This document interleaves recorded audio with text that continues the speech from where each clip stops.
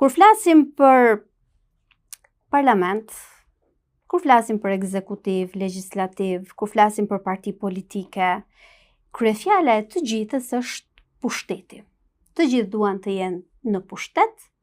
të pushtetshëm dhe të posedojnë pushtet. Mes atij që quhet pushtet politik dhe atij që quhet pushtet social. Pushteti politik si një mekanizëm që duhet të jetë rregullator, pushtetin social më shumë e ndihmon apo e përdor për t'u konsoliduar. Në momentin që ti i përdor termet pushtet politik dhe pushtet social, në fakt edhe më motivon për të fol pak më shumë rreth kësaj çështje, sepse mbas edhe pak flitet, sidomos për pushtetin social, që nganjëherë edhe nuk e ndjekim me kujdes për të parë se sa pak shfrytëzohet për të bërë presionin e mjaftueshëm mbi pushtetin politik.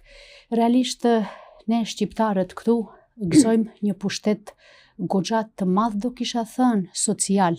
në qoftë se ai do vihet në funksion të asaj që duhet t'i shërbej. Realisht ne jemi 30% e popullatës e popullsisë së Maqedonisë së Veriut, apo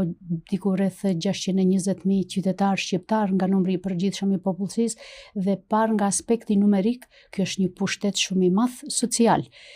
Por jo vetëm numerikisht, ne kemi diasporën, një pushtet social po ashtu shumë i fuqishëm, ne kemi klasën intelektuale,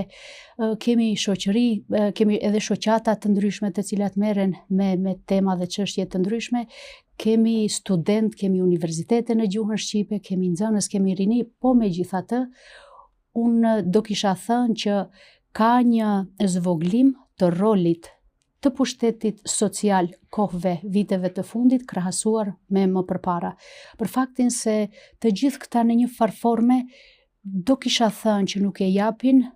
atë fuqinë e mjaftueshme që mund ta ketë pushteti social, që mund të bëj me ndikimin e vet mbi pushtetin politik. Dhe kjo nuk ka ndodhur rastësisht, Fatjona. Unë mendoj që kjo ka qenë sistematike, është punuar shumë gjatë që në një farforme të ndalet zëri i pushtetit social, që mos ketë fuqinë e mjaftueshme të ndikojë tek pushteti politik, dhe fajtor për këtë është pikërisht pushteti